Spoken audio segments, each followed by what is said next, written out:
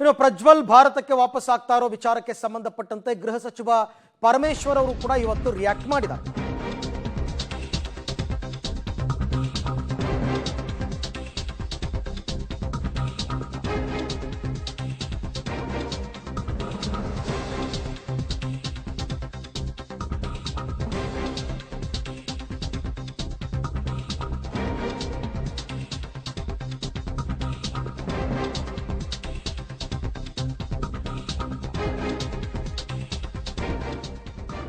ಮೇ 31ರಂದು ಭಾರತಕ್ಕೆ ಪ್ರಜ್ವಲ್ ವಾಪಸ್ ಅಂತಕ್ಕಂಥ ವಿಚಾರಕ್ಕೆ ಸಂಬಂಧಪಟ್ಟಂತೆ ಗೃಹ ಸಚಿವರು ರಿಯಾಕ್ಟ್ ಮಾಡಿದ್ದಾರೆ.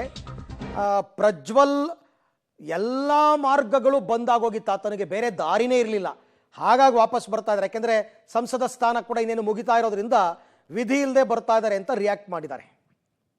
ಎಲ್ಲ ಪ್ರಯತ್ನಗಳು ವಿದಿನ್ ದಿ ಕಂಟ್ರಿ ಏನು ಮಾಡಬೇಕು ಎಲ್ಲ ಮಾಡಿದ್ದೇವೆ. ಈಗಾಗಲೇ ಕೇಂದ್ರ ಸರ್ಕಾರಕ್ಕೆ ಬರೆದಿರ್ತಕ್ಕಂಥದ್ದು, ಆಮೇಲೆ ವಾರಂಟ್ ತೆಗೆದುಕೊಂಡು ಅದನ್ನು ಕೂಡ ಕೇಂದ್ರ ಸರ್ಕಾರಕ್ಕೆ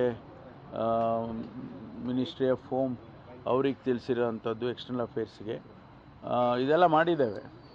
ಆಮೇಲೆ ತಮ್ಗೆ ಗೊತ್ತಿದ್ದಾಗೆ ಬ್ಲೂ ಕಾರ್ನರ್ ನೋಟಿಸ್ ಇಶ್ಯೂ ಆಗಿದೆ. ಅಲ್ಲಿ ಅವರು ಬರದೇ ಹೋದರೆ ಅವರ ಲೊಕೇಶನ್ ತಿಳ್ಕೊಂಡು ಇಂಟರ್ಪೋಲ್ನವರು ಇಂಟರ್ಫಿಯರ್ ಆಗ್ತಾರೆ ಅಂತ ಎಲ್ಲ ನಡೀತಾ ಇತ್ತು.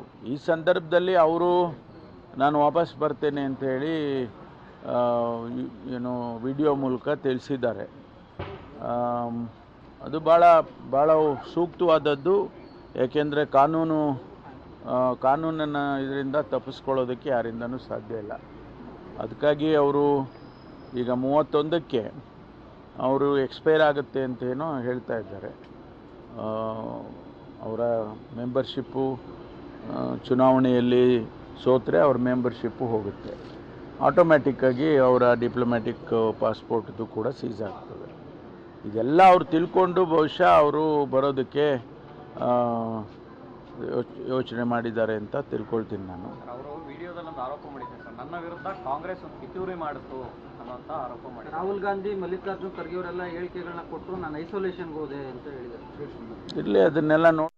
ಈ ಬಗ್ಗೆ ಮತ್ತಷ್ಟು ಮಾಹಿತಿ ನನ್ನ ಕೊಲೀಗ ರವೀಶ್ ಅವರಿಂದ ಪಡ್ಕೊಳ್ಳೋಣ. ರವೀಶ್, ಈಗ ಪ್ರಜ್ವಲ್ ಬರ್ತಾ ಇರೋದು ಆತನ ಎಲ್ಲ ದಾರಿಗಳು ಬಂದ್ ಆಗಿದೆ, ಹಾಗಾಗಿ ಬರ್ತಾ ಇದ್ದಾರೆ ಅಂತಕ್ಕಂಥದ್ದು ಹೋಮ್ ಮಿನಿಸ್ಟರ್ ಮಾತು. ಬಟ್ ಪ್ರಜ್ವಲ್ ಕಾಂಗ್ರೆಸ್ ವಿರುದ್ಧ ಮಾಡತಕ್ಕಂಥ ಆರೋಪಗಳಿಗೆಲ್ಲ ಏನಾದರೂ ಉತ್ತರ ಕೊಟ್ರಾ ಅಂತ? ಅರವಿಂದ್, ಇಲ್ಲಿ ತನಕವೂ ಕೂಡ ಕಾಂಗ್ರೆಸ್ನ ನಾಯಕರುಗಳು ಯಾರೊಬ್ಬರು ಕೂಡ ಅವರ ಆರೋಪಗಳಿಗೆ ಉತ್ತರ ಕೊಡ್ತಾ ಇಲ್ಲ. ಯಾಕೆಂದ್ರೆ ಡಿ.ಕೆ. ಶಿವಕುಮಾರ್ ಅವರ ಆದಿಯಾಗಿ ಎಲ್ಲರೂ ಕೂಡ ಬರಲಿ, ನೋಡೋಣ, ಫೇಸ್ ಮಾಡಲಿ, ನಾವು ಫೇಸ್ ಮಾಡ್ತೀವಿ ಅನ್ನೋ ಮಾತುಗಳನ್ನಷ್ಟೇ ಆಡಿದ್ದಾರೆ.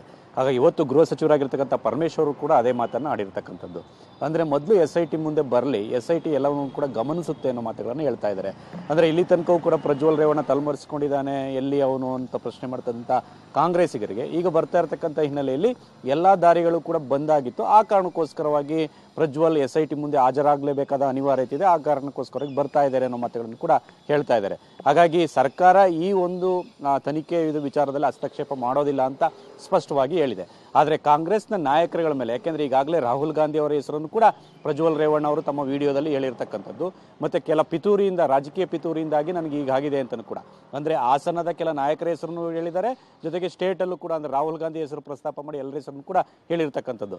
ಹಾಗಾಗಿ ಇದ್ರ ಬಗ್ಗೆ ಪ್ರಜ್ವಲ್ ರೇವಣ್ಣ ಅವರು SIT ಮುಂದೆ ತಮ್ಮ ಹೇಳಿಕೆಯನ್ನು ದಾಖಲು ಮಾಡ್ತಾರಾ, ದಾಖಲು ಮಾಡಿದ್ರೆ ಇದನ್ನು ಸರ್ಕಾರ ಯಾವ ರೀತಿ ಹ್ಯಾಂಡಲ್ ಮಾಡುತ್ತೆ ಅನ್ನೋದು ಬಹುದೊಡ್ಡ ಕುತೂಹಲ ಇರತಕ್ಕಂಥದ್ದು. ಆದರೆ ಕಾನೂನು ವ್ಯಾಪ್ತಿಯಲ್ಲಿ ಏನೆಲ್ಲ ಪ್ರಕ್ರಿಯೆಗಳಾಗಬೇಕು ಆ ಪ್ರಕ್ರಿಯೆಗಳನ್ನು ಈಗಾಗಲೇ SIT ಮಾಡಿದೆ. ಅದಕ್ಕೆ ತಕ್ಕಂತೆ ಈಗ ಎಲ್ಲ ರೀತಿಯ ಪ್ರಕ್ರಿಯೆಗಳು ಕೂಡ ನಡೀತಾ ಇದೆ. ಅದರ ಭಾಗವಾಗಿಯೇ ಪ್ರಜ್ವಲ್ ರೇವಣ್ಣ ಈಗ ವಾಪಸ್ ಆಗ್ತಾ ಇರತಕ್ಕಂಥದ್ದು, ಅಂದರೆ ಎಲ್ಲ ದಾರಿಗಳು ಬಂದ್ ಆಗ್ತಾ ಇರತಕ್ಕಂಥ ಹಿನ್ನೆಲೆಯಲ್ಲಿ. ಆದರೆ ರಾಜಕೀಯವಾಗಿ ಫೇಸ್ ಮಾಡೋದು ಕೂಡ ಕಾಂಗ್ರೆಸ್ಗೆ ಒಂದು ರೀತಿಯಲ್ಲಿ ಸವಾಲಾಗಿದೆ. ಇದನ್ನು ಯಾವ ರೀತಿ ಮುಂದಿನ ದಿನಗಳಲ್ಲಿ ಫೇಸ್ ಮಾಡ್ತಾರೆ ಕಾದ್ ನೋಡ್ಬೇಕು. Aravind, okay Ravish, thank you ತಮ್ಮೆಲ್ಲ ಮಾಹಿತಿಗಾಗಿ. ಅವರು ಅಂದರೆ ಪೊಲಿಟಿಕಲಿ ಯಾವ ರೀತಿ ಫೇಸ್ ಮಾಡ್ತಾರೆ ಅದನ್ನು ಇವಾಗ ಕಾದ್ ನೋಡಬೇಕು.